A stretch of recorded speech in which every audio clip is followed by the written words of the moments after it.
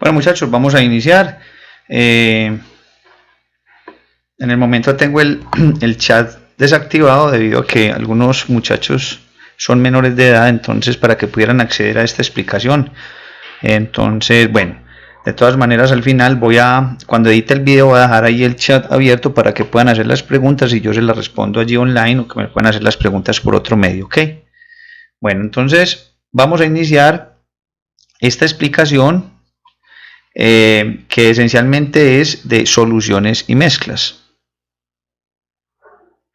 Y primero, antes de empezar pues a explicar esta parte de la diferencia entre una solución y una mezcla, voy a repasarles algo que son los tipos de sustancias, ¿ok?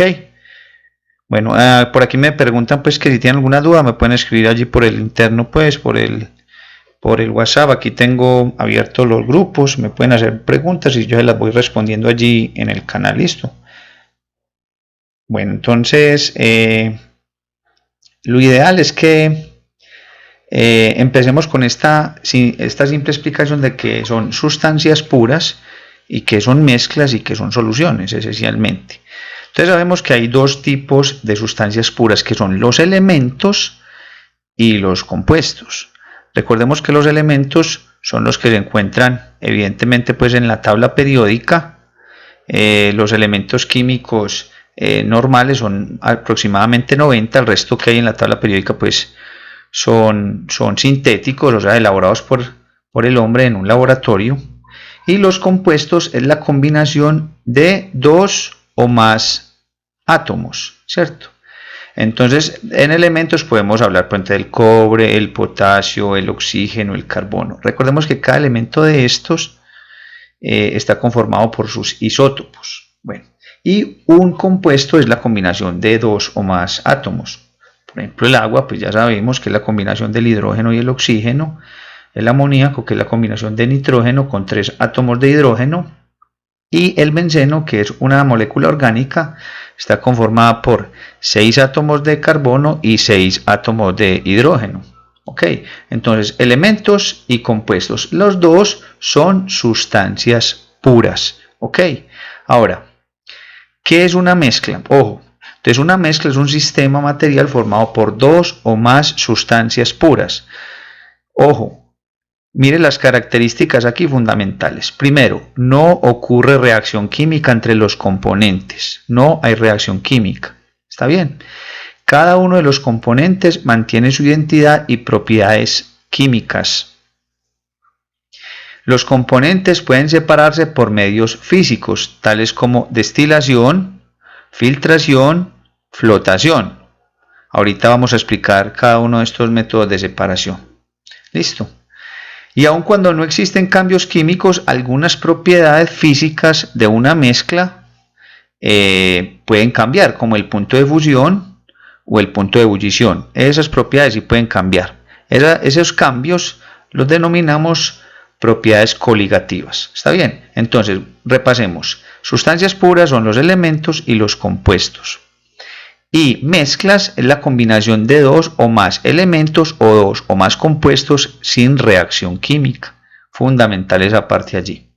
Bueno, ahora, ¿cómo podemos diferenciar las mezclas? Entonces, las mezclas hay dos grandes grupos, que son las mezclas homogéneas y las mezclas heterogéneas. Las mezclas homogéneas, los componentes no se distinguen a simple vista, o sea que solo vemos una sola fase. Por ejemplo, si yo agrego una cucharada de azúcar o una cucharada de sal en un vaso de agua y lo agito bien, revuelvo, solo voy a ver una sola fase. Para yo darme cuenta que el agua tiene azúcar o sal, pues tengo que hacer otras verificaciones como probarlo, ¿cierto? O incluso en algunos casos hasta olerlo. O simplemente medir su densidad, porque la densidad cuando yo agrego azúcar o sal cambia. Pero a simple vista solo vemos una sola sustancia. ¿Está bien? Ahora, las mezclas heterogéneas, sus componentes se pueden diferenciar a simple vista. Allí, si pueden observar, hay un vasito con aceite y podemos diferenciar que hay dos fases, ¿cierto? La parte de abajo es el agua que está en la parte inferior porque es de mayor densidad y el aceite se ubica en la parte de arriba porque es de menor densidad. La densidad del agua es 1 gramo sobre centímetro cúbico y la densidad del aceite es 0,9 gramos sobre centímetro cúbico. O sea, en palabras como de la jerga común, el agua parece que pesará más que el aceite y no es el peso sino la densidad, ¿ok? Para que vamos diferenciando estos conceptos. Entonces, mezclas homogéneas, mezclas heterogéneas. Yo al final en la descripción del video les voy a dejar esta presentación, que es una presentación pues compartida de una universidad que me pareció pues muy acertada para la explicación de este tema, entonces yo les dejo allá el link. Bueno, ojo con las mezclas. Entonces podemos diferenciar 3 tipos de mezclas. Las primeras se denominan suspensiones. ¿Está bien? Son mezclas heterogéneas, formados normalmente por un sólido en polvo o pequeñas partículas no solubles. ¿Está bien? A eso que no es soluble se llama fase dispersa, o sea, el polvito que está allí metido dentro del líquido, que se dispersan en un medio líquido o fase dispersante, que normalmente es un líquido. Entonces, la fase dispersa es un sólido y la fase dispersante normalmente es un líquido, aunque hay algunas variaciones frente a las suspensiones. ¿Qué pasa allí en las suspensiones? El diámetro de las partículas es grande en comparación con las otras dos que vamos a ver, porque en general hay 3 tipos de mezclas, las digo, suspensiones, coloides y soluciones. Esas 3 mezclas son las que vamos a ver hoy, suspensiones, coloides y soluciones. ¿Está bien? Entonces, ¿quiénes tienen mayor tamaño de partícula? De las 3 que vamos a mencionar, las suspensiones.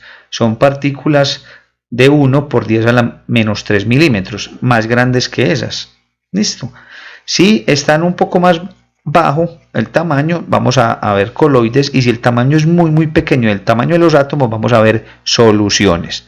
Ojo pues con los 3 tipos de mezclas. Las suspensiones se pueden filtrar, o sea, yo puedo tener un filtro, agregar el líquido y el polvito en suspensión, y lo que me queda en el tamiz, en el filtro, van a ser las partículas sólidas y va a pasar a través del filtro la parte líquida, que es la fase dispersante. Ojo, las suspensiones las podemos filtrar. Ejemplo, agua con arena. Si usted puede filtrar tranquilamente agua con arena, pero entonces en el filtro quedará la arena y pasará el agua. También dentro de las suspensiones tenemos las pinturas vinílicas, que están compuestas por partículas pequeñas de colorantes. También los jugos elaborados con frutas son suspensiones. El talco fino en agua, utilizado en muchos procesos químicos, y algunos medicamentos. Por ejemplo, allí tenemos un ejemplo que es la citromicina, que es una suspensión. También tenemos muchos jarabes y otros medicamentos que son propiedades de las suspensiones. Entonces, primer tipo de mezcla, las suspensiones. Bueno, si disminuimos el tamaño de las partículas, nos vamos a encontrar con los coloides. ¿Qué son los coloides? Son dispersiones de partículas de una sustancia. Al igual que las suspensiones, hay una fase dispersa en un medio dispersor formado por otras sustancias. Aquí el medio dispersante y la fase dispersa sí tienen diferentes estados de agregación, o sea, pueden ser sólidos, líquidos, gaseosos. En cambio, las suspensiones normalmente son sólido, líquido. Bueno, la fase dispersa y el medio dispersor pueden ser gases, líquidos, sólidos o cualquier combinación de ellas. Y mire, el tamaño de las partículas es menor. Va entre 10 a la menos 6 a 10 a la menos 3 milímetros. Recordando que en la notación científica, si tenemos un exponente negativo, eso significa números pequeños. Entre más grande sea el exponente negativo, más pequeña es la partícula o la cantidad. ¿Qué significa 10 a la menos 3 milímetros? Recordemos, eso significa 0.001 milímetros. Este 10 a la menos 3 sería el número de 0, ¿cierto? Y que es 10 a la menos 6, sería 0.00001 milímetro, o sea, partículas muy pequeñas. Bueno, entonces aquí tenemos en los ejemplos de los coloides, tenemos entonces los aerosoles, la niebla, el humo, la espuma de cerveza. También tenemos, por ejemplo, la leche es un coloide, y muchas otras sustancias. Los coloides, ojo, no podemos diferenciar si es homogéneo o heterogéneo a simple vista.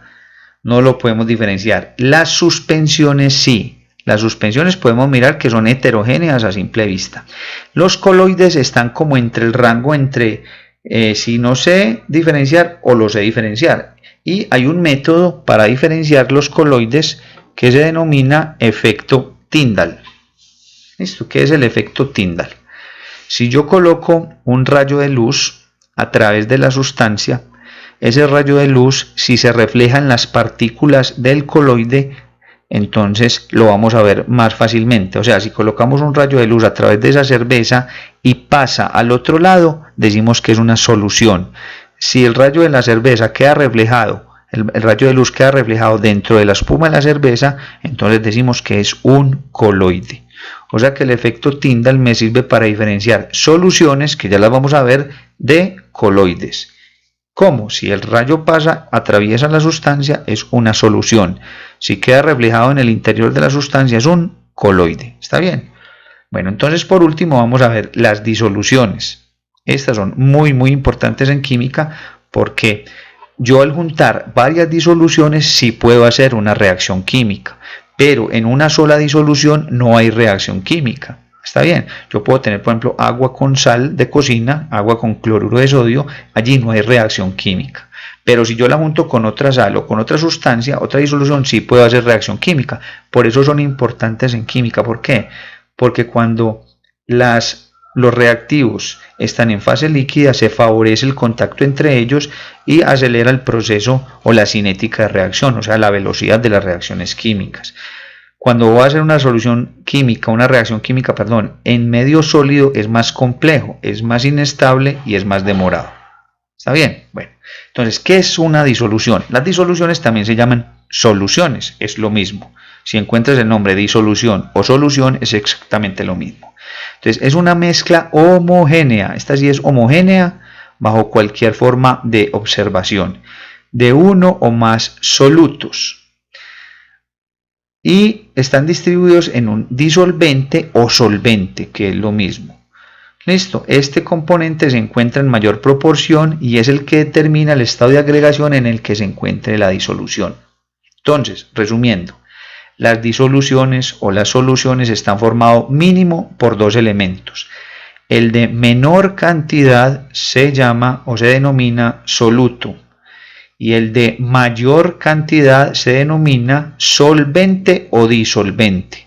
Entonces, si yo tengo agua con sal, pues normalmente la sal será el soluto y el agua será el solvente o el disolvente. Está bien. Ahora, cualquier solución que contenga agua, el agua será el solvente. ¿Por qué? Porque el agua es considerada el solvente o el disolvente universal. Sabemos que la mayor parte de nuestro organismo y de este planeta está conformado por la molécula de agua. Entonces, así el agua, ojo, esté en menor proporción en una solución, siempre será considerada el solvente o el disolvente.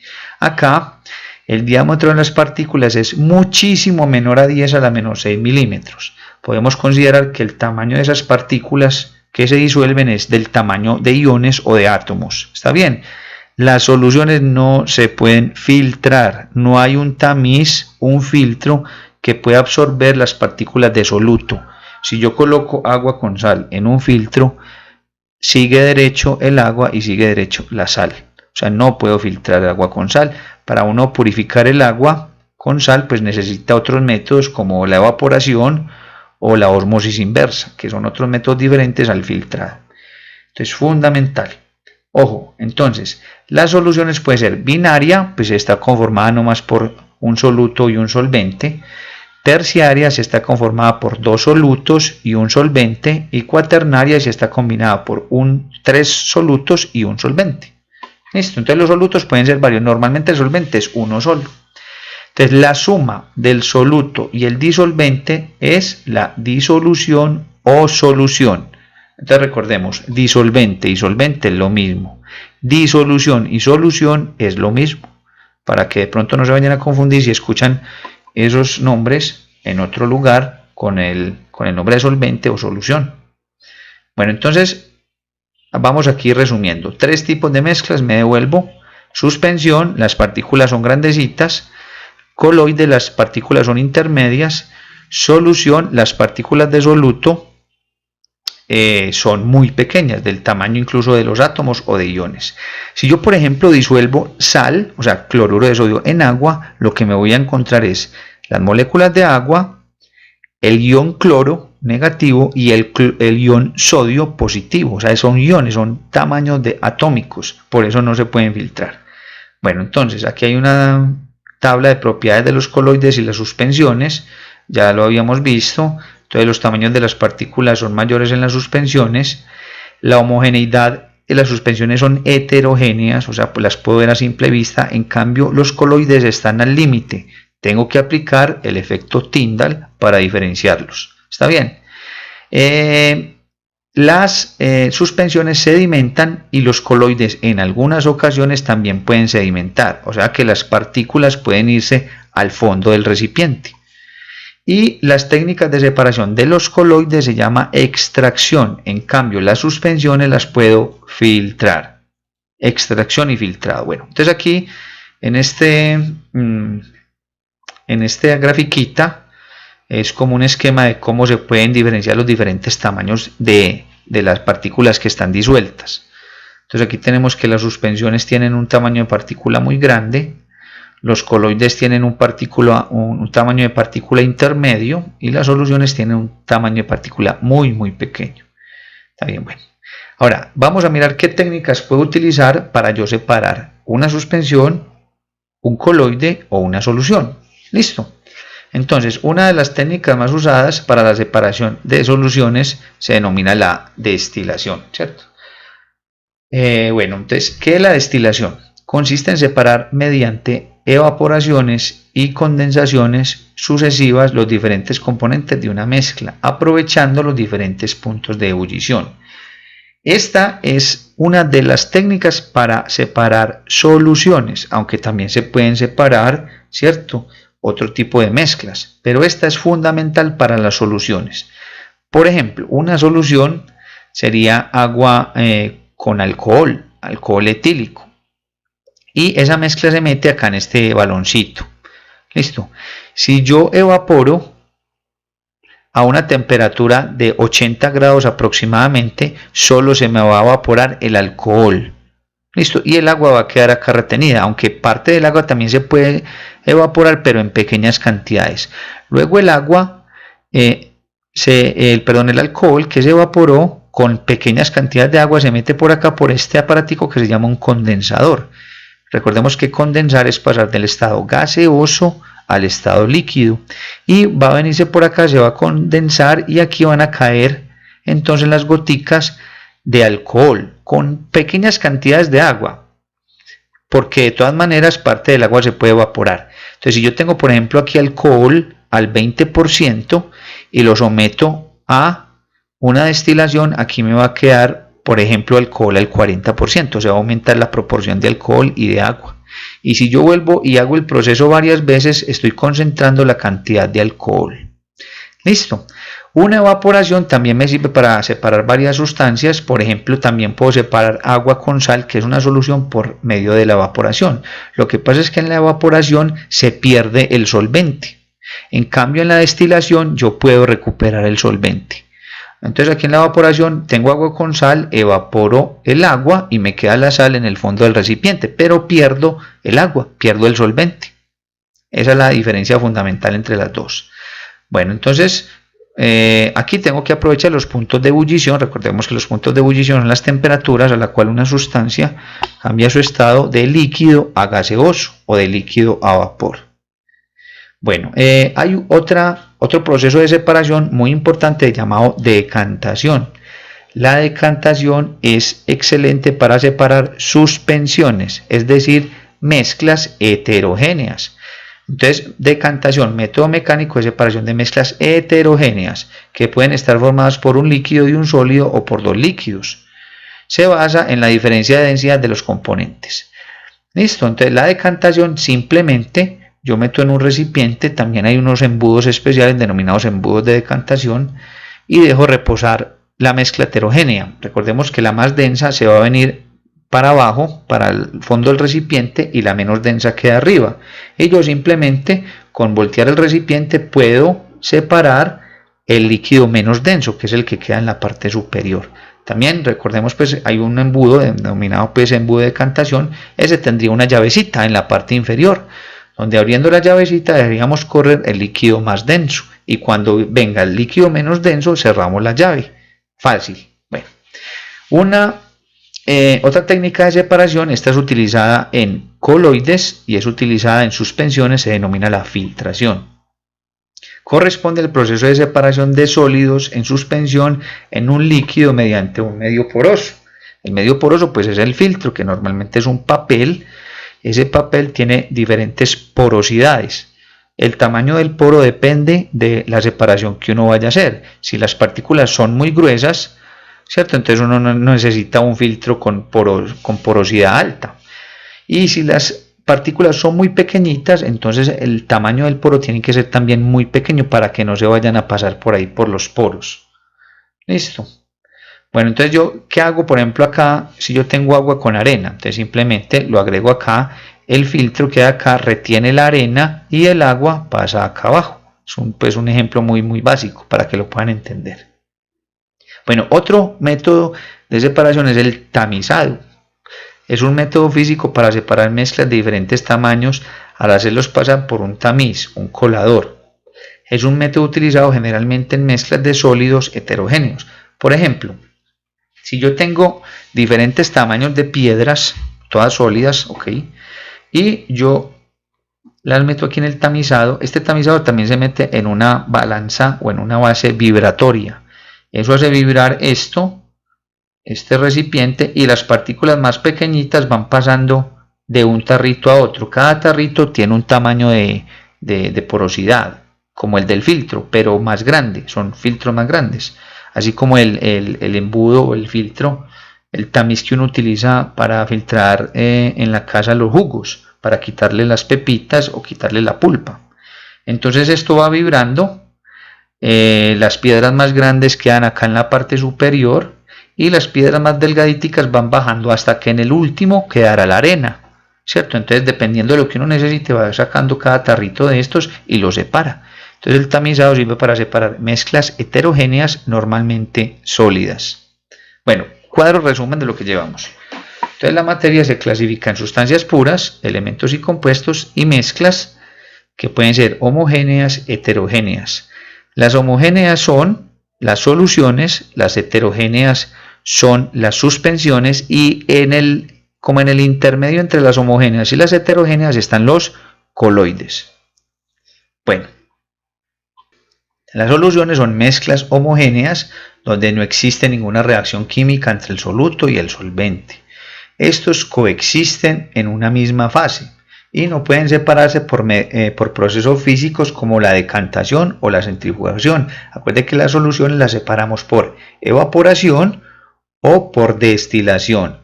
La decantación y el centrifugado sirven para separar coloides o separar suspensiones.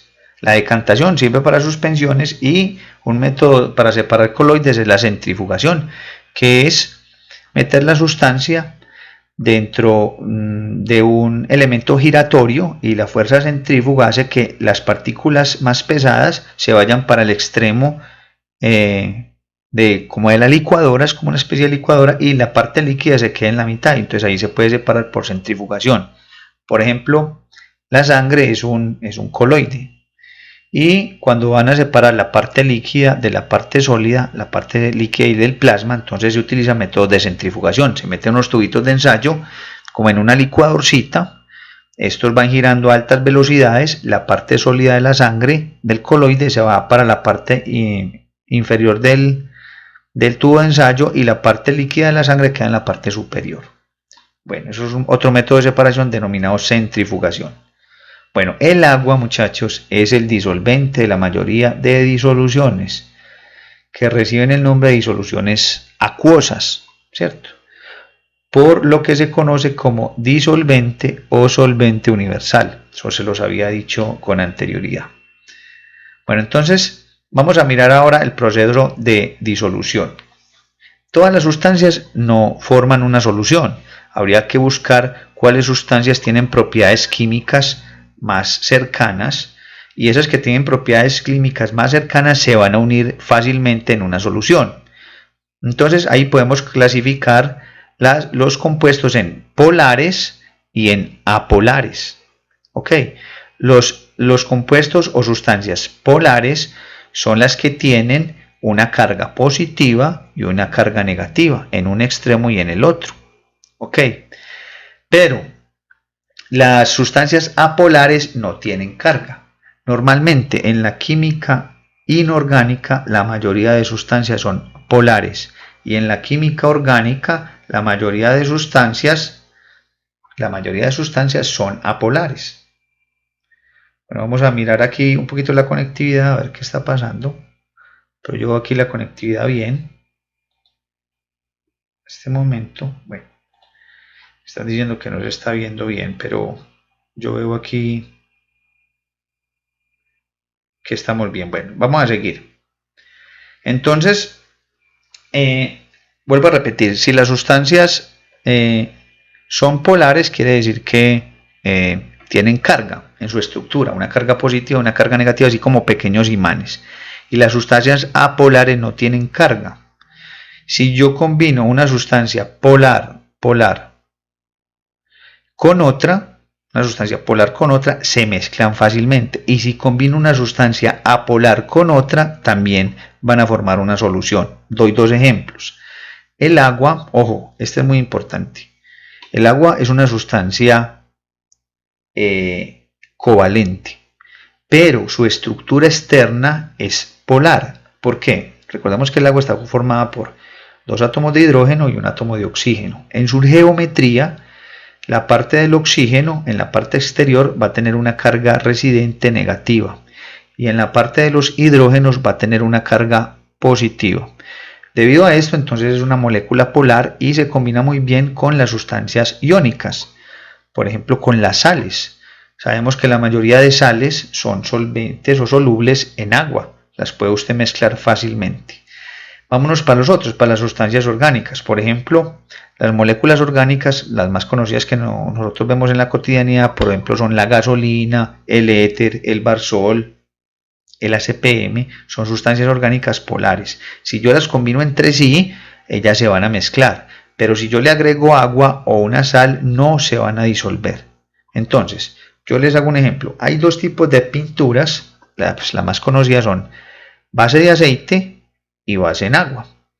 La base en agua son solventes polares, o sea, todo lo que esté con sales se va a disolver tranquilamente en las pinturas a base de agua, y uno para disolverla y pintar pues le agrega agua. Y las pinturas a base de aceite, ¿cierto? Hay que agregarles solventes orgánicos para poderlas disolver, por ejemplo el éter, el barsol, que son derivados del petróleo. Pues la pintura a base de agua se utiliza más en interiores porque no están en contacto directo con la intemperie ni el agua, y las pinturas con solventes orgánicos, o sea las pinturas a base de aceite, se utilizan más para exteriores, que sabemos que están en contacto con el agua, o en la parte inferior de las paredes, que están en contacto con el líquido. Cuando lavamos los pisos está más en contacto, entonces para que no se despinte, lo pintan esa base allí con pintura a base de aceite. Bueno, entonces vamos a mirar los tipos de soluciones, algunos ejemplos de ellas. ¿Listo? Bueno, entonces si el soluto es sólido y el disolvente o el solvente es sólido, entonces el estado de la solución es sólido. Mire que el estado de la solución está determinado por el disolvente o solvente, son iguales, pero el soluto puede cambiar.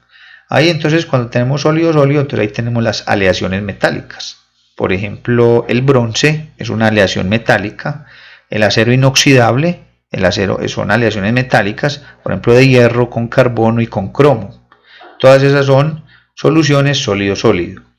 Si tenemos el soluto líquido y el solvente sólido, entonces vamos a conocer el ejemplo como las amalgamas. Las amalgamas son muy utilizadas en odontología, por ejemplo para el recubrimiento de calzas, ¿cierto? De las muelas y de algunos dientes. Es un estado como entre sólido y líquido, es un metal muy maleable y muy dúctil. Bueno, si el solvente es sólido y el soluto es gas, podemos entonces mirar cómo un gas se mete dentro de un sólido. Esto es utilizado para purificar algunos catalizadores en química. Entonces aquí tenemos el hidrógeno en paladio. Si tenemos el solvente líquido y el soluto sólido, entonces tenemos una salmuera, o sea, una agua con sal. Eso es lo que conocemos como una salmuera. Pues los océanos son salmueras. Bueno, y depende de la concentración de sal. Si tenemos dos líquidos, entonces ahí tenemos un ejemplo, el vinagre, que es el ácido acético, ¿cierto? El ácido acético disuelto en agua. Bueno, si tenemos el soluto gaseoso y el solvente líquido, entonces tenemos las bebidas gaseosas. Sabemos que dentro de una gaseosa hay un gas allí metido que cuando nosotros la ingerimos, pues nos refresca la garganta. Ese es el proceso de meter un gas dentro de un líquido. Y sabemos que cuando la destapamos la presión pues disminuye y por eso se evapora parte del líquido o el gas. Si tenemos el soluto sólido y el disolvente gas, tenemos el humo. Si tenemos el soluto líquido y gas, tenemos aire húmedo. Y si tenemos el soluto gas y el solvente gas, tenemos el aire seco. Estas tres últimas son muy utilizadas en los aires acondicionados, porque dentro de un carro, por ejemplo, necesitamos que el gas sea seco, entonces debemos de absorber ese soluto húmedo, que es el vapor de agua, para que los vidrios no se empañen. Entonces ahí están los filtros muy utilizados en aire acondicionado, no solo en los automóviles, sino también pues, en nuestros hogares. Esos son algunos pues, ejemplos. Recuerden que esta presentación yo les voy a dejar el enlace para que la puedan descargar y tomar nota de lo que no alcanzaron a percibir. Bueno, ojo con la proporción, esto es fundamental porque aquí clasificamos los diferentes tipos de soluciones. Entonces, tenemos tres tipos de soluciones. Ojo, las disoluciones se pueden clasificar según la cantidad de soluto que yo le agregue. Entonces, allí los podemos clasificar en disolución no saturada o insaturada, disolución saturada y disolución sobresaturada. Voy a ponerles un ejemplo. Ojo, yo a 1 litro de agua a temperatura ambiente, estamos hablando de 25 grados Celsius o 25 grados centígrados, yo puedo disolver aproximadamente 360 gramos de sal de cocina. ¿Está bien? Vuelvo a repetir. A 1 litro de agua yo puedo agregar aproximadamente 360 gramos de sal de cocina. Si yo agrego una cantidad menor a esos 360, la solución es insaturada. Si le agrego exactamente el 360, la solución es saturada. Y si le agrego más de 360, la solución es sobresaturada. ¿Y qué va a pasar? Que el exceso de sal, o sea, lo que agregué más de esos 360, se va a ir para el fondo del recipiente, como está acá. Entonces la solución insaturada la vemos homogénea, no podemos diferenciar sus componentes. La solución saturada hay un desequilibrio, está como entre insaturada y saturada, así como ahorita hablábamos de los coloides, están como en el límite, es inestable. O sea, cualquier granito que le agreguemos de más a esos 360 ya se vuelve sobresaturada, o sea que está en un límite. Y si me paso de ese límite que estamos hablando, que son 360 gramos por cada litro de agua, entonces la solución es sobresaturada. Por ejemplo, si yo le agregara 400 gramos de sal a ese litro de agua, lo que me sobra por encima de esos 360 se va a ir para el fondo del recipiente. O sea, aquí para el fondo, este exceso se llama precipitado o cristalizado. Si le agrego 400 gramos, entonces 40 van a quedar en el fondo y los otros 360 van a quedar disueltos. ¿Está bien? Entonces ahí podemos tener las tres soluciones. Ahora, ¿cómo se llama ese valor que yo les acabé de mencionar de 360 gramos de sal? Se llama solubilidad. Solubilidad. Ese es el rango que yo tengo que manejar en cada sustancia. La solubilidad de cada sustancia es diferente. No es lo mismo lo que le cabe de azúcar a 1 litro de agua que lo que le cabe de sal. De azúcar cabe muchísimo más cantidad. en un litro de agua. Incluso en un litro de agua usted tranquilamente puede disolver 1 kilogramo de azúcar, que la solubilidad es muchísimo mayor. Bueno, entonces aquí vamos a ver esto rapidito. Ojo, la conductividad eléctrica. Ojo, las soluciones que están formadas por compuestos iónicos conducen la electricidad. Las soluciones que están formadas por compuestos orgánicos conducen muy poco la electricidad o no la conducen. El agua pura, ojo, pura, ¿qué es agua pura? Es desionizada, no tiene iones. El agua que consumimos nosotros de la canilla o de donde sacamos pues el agua normalmente la cometida en la casa, esa agua sí tiene iones que sirvieron para purificar el agua, tiene iones de cloro, tiene iones de sodio, tiene de potasio, de calcio. Esa agua sí conduce la electricidad, pero si yo someto el agua a un proceso de desionización en un laboratorio, o sea, quitarle los iones y me queda agua pura, el agua pura no conduce la electricidad. Pero si yo le agrego sal, va a conducir muy bien la electricidad. Entre más sal le agregue, pues la conducción va a mejorar. Y los compuestos orgánicos covalentes, como son los derivados del petróleo, conducen o muy poco la electricidad o no la conducen. Por ejemplo, hay unos aceites que se utilizan en los transformadores eléctricos que sirven para recubrir los embobinados y aislar eléctricamente ese embobinado para que no conduzca la electricidad a las carcasas exteriores del transformador. Entonces, esos aceites no conducen bien la electricidad o son aislantes eléctricos. Bien importante eso. Entonces, acá terminar. Sustancias iónicas son buenos conductores, sustancias covalentes son malos conductores de electricidad. Bueno, sigamos por acá abajito. Bueno, y vamos a hablar de la solubilidad. Listo. Ojo pues que esta era la palabrita que yo les mencioné ahora. Entonces, la solubilidad se define como la máxima cantidad de soluto que se disolverá en una cantidad dada de disolvente a una temperatura específica. Ojo, mire, depende de la temperatura, es bien importante. Normalmente, al cambiar la temperatura, cambia la solubilidad. En algunas sustancias la aumenta, en otras sustancias la disminuye. Ustedes se han dado cuenta en las experiencias cotidianas. Es más fácil disolver el azúcar en agua caliente que en agua fría. Si la disuelves en agua caliente, simplemente es agitar con una cuchara. Si la vas a disolver en agua fría, para una bebida refrescante tienes que utilizar la licuadora, ¿cierto? Porque es más difícil de disolverla a bajas temperaturas. ¿Está bien? Entonces, la solubilidad serían los gramos de soluto que le caben por cada 100 mililitros de disolvente. Normalmente este disolvente es agua. Listo, voy a mirar acá una grafiquita, voy a poner aquí, voy a adelantar, de solubilidad. Ojo, esta solubilidad es en sólidos. Acá está. Vamos a hablar un poquitico de esta gráfica para que hablemos ahorita después de las otras. Acá me muestra, en esta gráfica voy a disminuir un poquito para que se vea toda. Ahí está. Esta se llama una gráfica de solubilidad versus temperatura. Todas estas sustancias que están acá son sales inorgánicas, o sea que se disuelven fácilmente en agua. ¿Listo?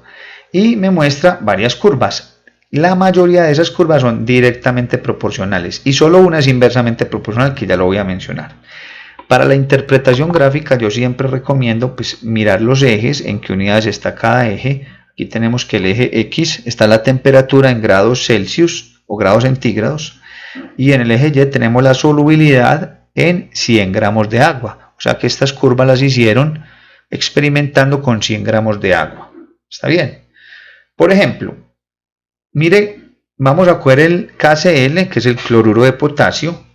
Vamos a observar a 0 grados centígrados cuál sería la solubilidad. Entonces, para poder leer en esta gráfica, uno siempre toma primero la temperatura. Entonces, 0 grados Celsius. Voy a subir y me voy a chocar con mi curva, que vamos a hablar del KCl. Entonces, a 0 grados subo, me choco aquí con mi curvita, que es el KCl, y me dice que es más o menos un valor de 28 gramos. Quiere decir que a 0 grados Celsius yo máximo puedo disolver 28 gramos de KCl en 100 gramos de agua. ¿Está bien? Ahora, si aumento la temperatura, vamos a cogerla por ejemplo a 60 grados Celsius. Entonces a 60 grados Celsius, está acá, voy a subir y me voy a chocar con mi gráfica acá, KCl me choqué y leo en el eje Y. Vengo para acá y aproximadamente es 45, o sea que aumentó la solubilidad. A 0 era 28 aproximadamente y a 60 es 45, o sea que ya a 60 grados centígrados yo le puedo echar máximo 45 gramos de KCl.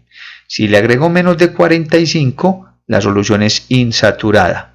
Si le agrego exactamente 45, la solución es saturada. Y si le agrego más de 45, la solución es sobresaturada. Acá en esta gráfica les pueden hacer muchísimas preguntas, pero miren, la mayoría de gráficas, muchachos, tenemos que van creciendo, o sea, tienen una inclinación hacia el lado derecho. Esas gráficas se dice que son directamente proporcionales. Si fueran líneas rectas, la pendiente de ellas, por ejemplo el KCl, que si es una línea recta, es una pendiente positiva.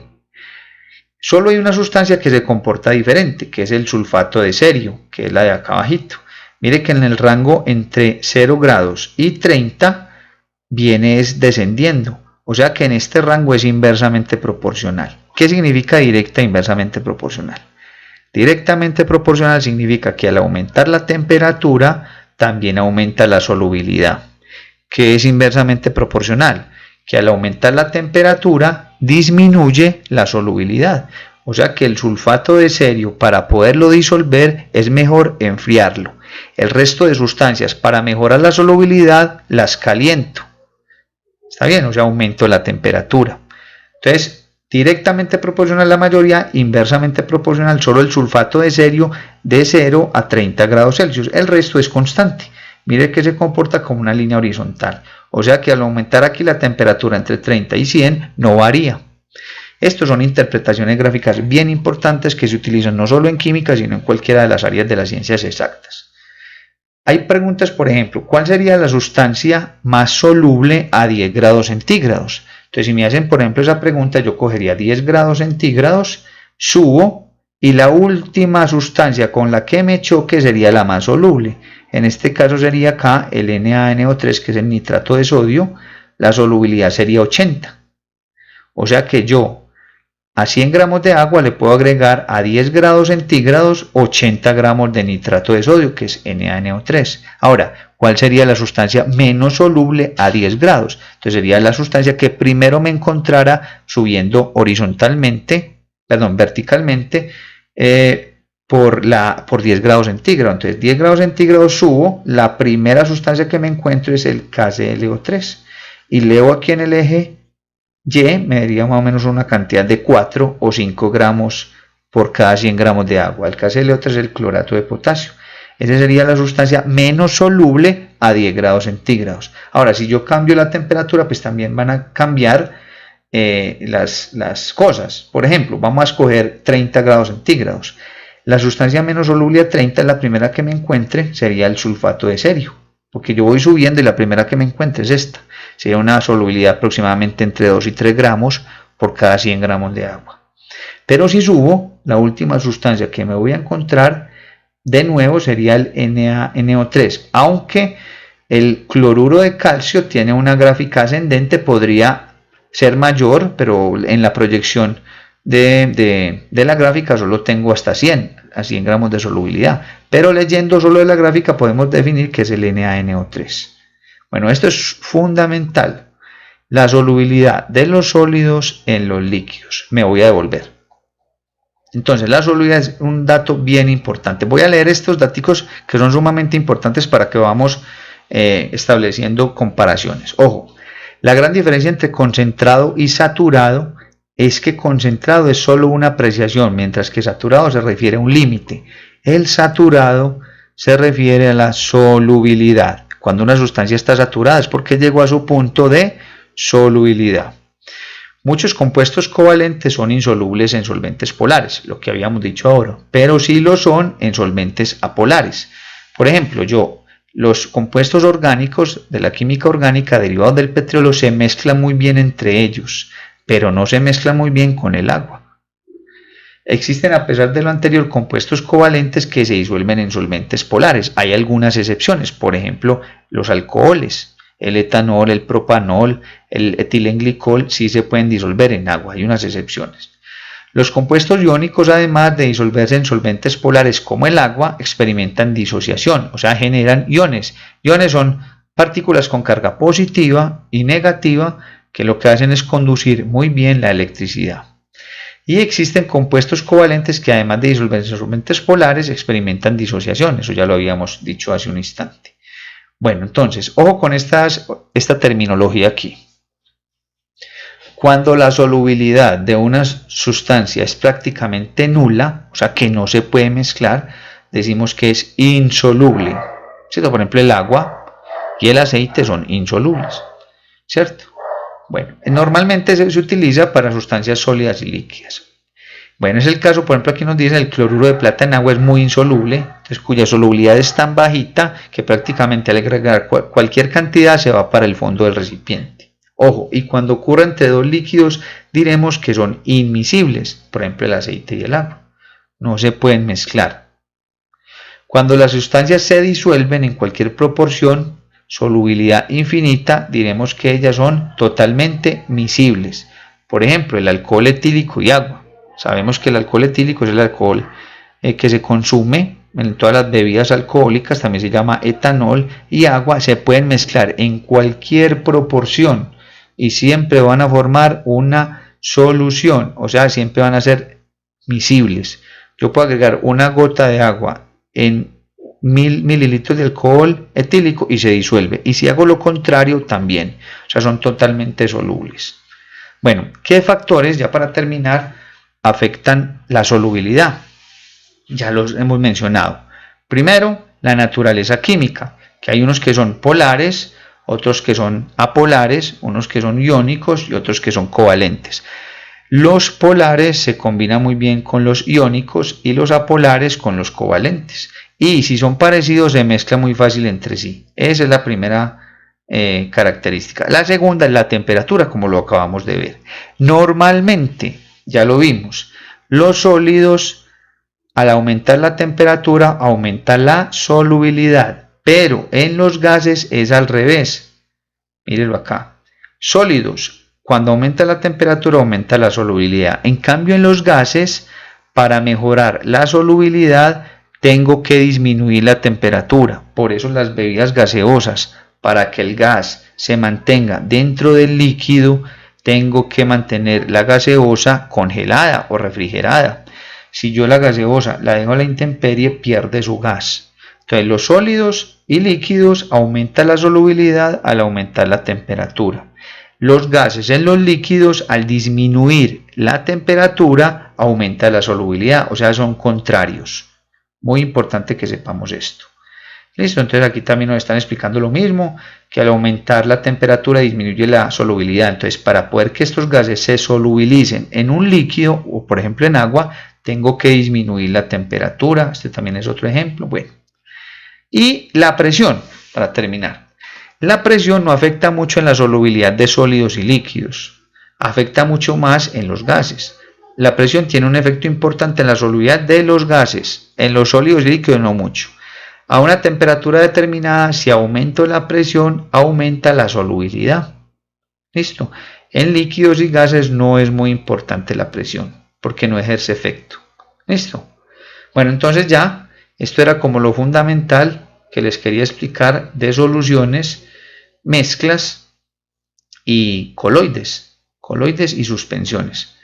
Entonces ya la segunda parte pues haré otro video explicando ya las unidades de concentración, que es un tema más específico, pero fundamental esto a los que nos están escuchando. Para uno empezar a hacer ejercicios de cualquier tipo, en física, en química, en matemáticas, en geometría, lo que quieran, lo fundamental es conocer los conceptos básicos. Cuando uno entiende los conceptos básicos, entonces ya puede empezar a hacer los ejercicios de tipo cuantitativo, o sea, los que tienen cálculos matemáticos. No es recomendable hacerlo al revés, o sea, primero empezar a hacer los ejercicios y después mirar la parte teórica. Ahí como es mejor, es más recomendable primero ver la parte teórica y después la parte práctica y aplicada. Las dos son sumamente importantes, no es más importante una que la otra, las dos son igual de importancia, pero lo ideal es que uno conozca primero los conceptos, la teoría, y después conozca la práctica y las aplicaciones. Es como el ciclo más normal. Bueno, entonces ya esto era lo que quería explicar fundamentalmente, la diferencia entre soluciones, coloides, suspensiones y los tipos de soluciones. Si tienes alguna duda, voy a abrir ya después el chat después de que termine el video. Ahí puedes colocar todas las preguntas, yo intento responderlas. Y bueno, no era más, eso era todo por hoy. Nos vemos, tomen pues nota de lo principal. Les voy a dejar también en la descripción del video el enlace de la presentación para que puedan tomar nota de ella. Más abajo de la presentación también está la segunda parte pues del video que vamos a hacer, que se llaman unidades de concentración. Pero bueno, ok. Entonces no era más. Muchas gracias pues por estar allí pendientes. Y bueno, nos vemos en una próxima ocasión.